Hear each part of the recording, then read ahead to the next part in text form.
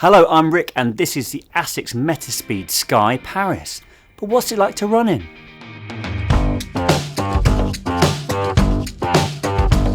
First, a bit of history. The shoe's predecessor, the Asics Metaspeed Sky Plus, was a really highly regarded super shoe. It was worn by the likes of Ailish McColgan when she was hoovering up British records over the past couple of years, and it was liked by a lot of club runners too.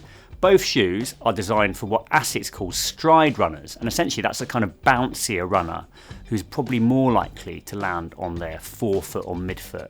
There's also an edge shoe that Asics do, which is more for cadence style runners, so people who might increase their cadence as their speed goes up. I've always preferred the Sky range and really excited to try the Paris out for you. So this is what I think of the shoe. So let's start with some stats. It's £220, which is a lot of money, but it's actually quite reasonable for a super shoe. That's the world we're living in now. It has a stack height of 39.5 millimeters and 34.5 millimeters, leading to a 5 millimeter heel to toe drop, which is ever so slightly higher stack height than in its predecessor, which was 39 and 34. But essentially, we're talking about quite a high stack shoe.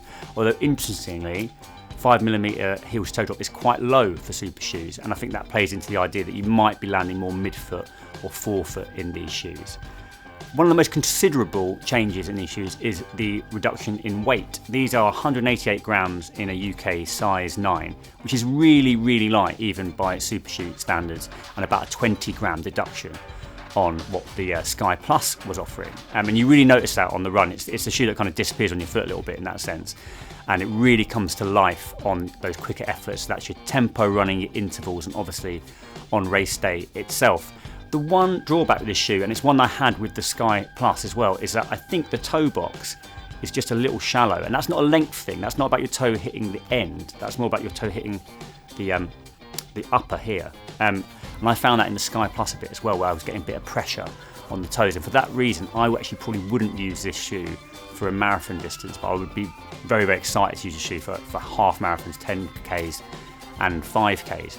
That's a really individual criticism of a shoe, because everyone's foot shape is different, but it's something to bear in mind. If you had any issues with the Sky, you're likely to have the same issue with the Paris, just in terms of the fit.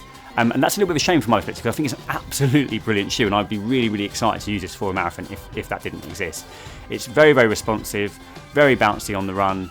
You definitely feel that extra sense of propulsion that you do in the best super shoes, and unlike some super shoes, it also feels quite stable as well, even when cornering at speed, and that's not something you can always say in a Vaporfly or something like the Adidas Adios Pro 3, whereas something like this actually has that stability to it, which for me just gives me that added sense of confidence when I'm wearing it. Overall then, a really exciting update on what was already an exciting shoe. It's super propulsive. It's going to get you those PBs on race day if that's what you're looking for, and I think the reduction in weight of 20 grams is actually really exciting, and makes a fast shoe even faster. There were some question marks for me just around the fit, around the forefoot and the rubbing I got on my toes. Some people might want to bear that in mind before purchasing.